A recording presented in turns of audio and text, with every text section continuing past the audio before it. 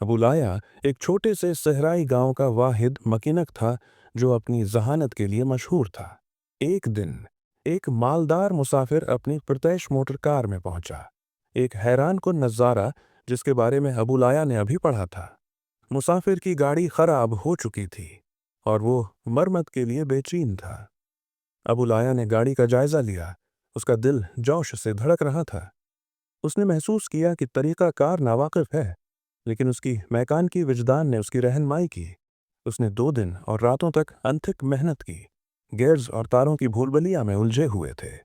आखिरकार रवायती आलात और सुरासिर मर्जी के मरकब के साथ वो धाती जानवर को जिंदा करने में कामयाब हो गया। मुसाफिर की मोटर कार दोबारा जिंदा हो गई।